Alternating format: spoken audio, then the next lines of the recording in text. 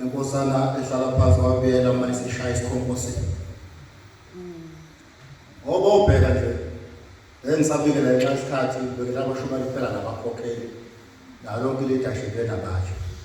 Obheka nje ethempelini umshumayeli uma uphethe ithempeli. Sebebaningi abantu abanesonto emzimbeni. Sebeningi abantu abaphuzayo nabathi ushembe yobayekisa. Sokuyibona abawu-half wesithempeli noma sebe-70% ethempeli. Lelo thempeli aliselona lo nyaka. Sekungilapho. Obheka nje lokho. Ngeke ngihambelele ithempeli ngiphuma lento nayifice into engikhuluma ngayo. Uma u70% wethempeli songabantu abangakholwa nje. Sebeyinabukekisa ke namhlanje. Sebethi uShembu akazi uShembu ethamba ukwenza isona uzokuhlangulula. Simazi uShembu odlala. Abona ke sekino 50 mukuthuke mina ngikhoqela. 50 years mukuthu. Ayikho into engiyaziyo ngala bashaya. Empeleni ngangatholakala nganje ngawucelwa khona ninzalo yakhona. Akaze sifunde nje lento ukuthi abantu bezizono benza ukungcola bangcolisa igama lenkolo. Bethi sazobe ngobhathathisa umuntu akabhathathiswa. Kama bhathathisa uyabhathathisa. Njalo kodwa isono sisobhekene naso. Asinawo uShembu njalo. Lento kufanele bekhile. Ngoba sodukisa inkolo. Asinawo umuntu oyiNazaretha ohamba ushaya inhlanga. Ungibona nje bangiNazaretha nje idala ngengaka anginalo udlala emzimbeni wami.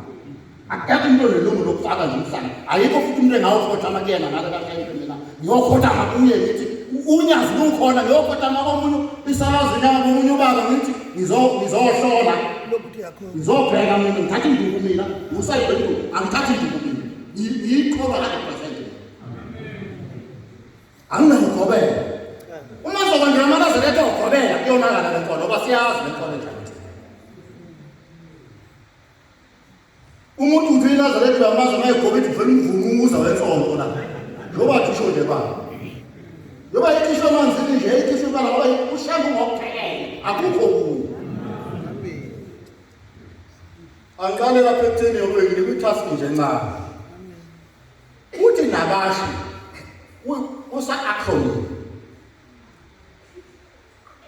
Empeleni ukuthi nabashi akuphelele. Ngiyabonga bamana 1990.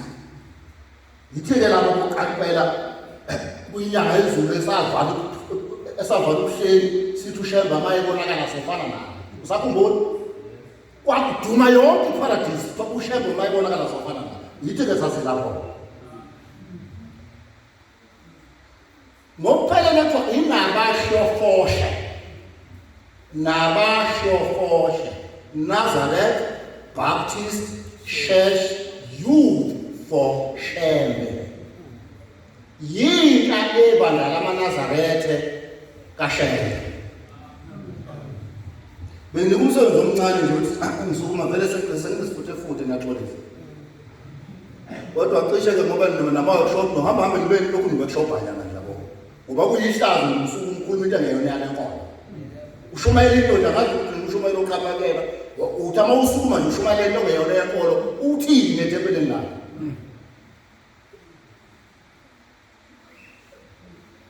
Kuleli bandla nje thina sikhula ngempela ukungangeni kwangena nje nemnqwamo leli bandla. Namhlanje mina ngifuna usikhothamele mina nalapha esontweni. Umuntu afaka umnqwanda bayela kungayi manje unyasi siyekele edokodweni. Ngisuka la ngiyakushela ngifike edokodweni lomuntu manje kuthiwa angathi ukhona ungubane ngapha noma seyazi lenza ukuthwetha bayithwetha inkolo yethu thina nje esifundwa zale bandla sikaSibakala esenze ucwaningo ngayo. Athi umuntu ngisho ngayo unyasi fika ukuthi kodwa manga ngedluli kibi ngeke ilungu into yakho. Awu ngisho ngayo unyasi uma ungangedluli kibi ngeke ilungu into yakho ukuthi ukhuluma ngobani unyasi. Uthi noma ungayi kuNkulunkulu uma lo uNkulunkulu wakho ayikhandela yena wena ungakafika kuye ukuthi akazi ukulunga. Abona thina awakithi amadlovu untshana. Umfundisi waseMasethatha inkolo wahlaba inkomo. Waripota washisa impepho ukuthi lapha ke sesigcine isabatha.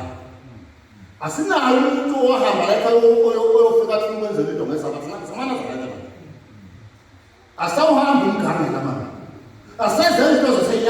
njengamanje ngoba phela uShambu wahlungile amasiko uShambu wahlunga amasiko ngabe sihamba emganeni wanqamula induku wathi sikhombe ngayo sigidi wanqamula ubhoko wathi akuwumgqoko wathatha wathi sigide ngalo wathi akungigidi sisinele uNkulunkulu singabe sasina abantu basemhlabeni namhlanje ubona umuntu imvunulo leyo gida engcwele uhamba ngayo lapha emhlabeni kuyolotshwa noma kuyogama nabo ugqoka imvunulo kaShemba igqoka kwenye indawo uma uthanda kakhulu umndeni wakho uthatha imvunulo yomndeni wakho ayeke kahle imvunulo engcwele legidimgidi kaShemba engcwele sikhula thina saziwa ukuthi noma senithatha lenkolo senithi inkolo yamasiko enu uShemba amasiko angaphezulu kaShemba niyithathela kwenu esigabeni ngoba uShemba umhlungele izinto zasenyameni lezinto zasezulwini ulihlungele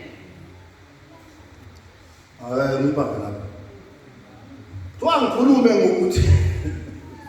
ngikhulume ngokuthi yini into elindelekile manje ngoba kuzobakhulu ukuthi sikhonze sigqoke ingubo kube kuhle kodwa sibe nezingane eziningi ezihlezi zigcina seziyo-absorb umhlaba zey'nhlanganeni zasemhlabeni zibe umhlaba ngoba ziswele ukuphila empeleni naye engakhangelwanga ukuthi umuntu oyiNazaretha akhoxozele ngaphansi komunye umuntu uShemba wayinika umthandazo wokuvuka ukuze nikwazi ukuyisebenza hayi ubrashi izince zomunye umuntu uyiNazaretha uZuShemba nikalekisa ukuthi uma uyiNazaretha kuthola ulambile nobuso bakho unyukubele uthi uthatha isimo sokudla uyazethuka wena ngesimo sokudla anufuna umthandazo wokuvuka awusho njalo wena uhlupha umakhelwane ukucela kodwa uyiNazaretha elinjalo nje kulemphoko kunjalo wena uhlupha umakhelwane hamba uyocela kwamakhelwane kodwa uyiNazaretha nansi umsebenzi ke manje sifuna abantu fike ema-university ngibongile mfowethu ukuthi ngiphuma ema-university nazi bafuna noyibheke ema-university ngoba manje ngayibheke izinto lezi ngizohamba niyo-eda kumana mzokwathi ukuthi ugcwele eKenani wayekhuluma iqiniso ngizohamba niyo-eda kubantu abaningi abangasebenzi so ngizoqala khona ukuthi umuntu kuthiwa yi-solar energy technician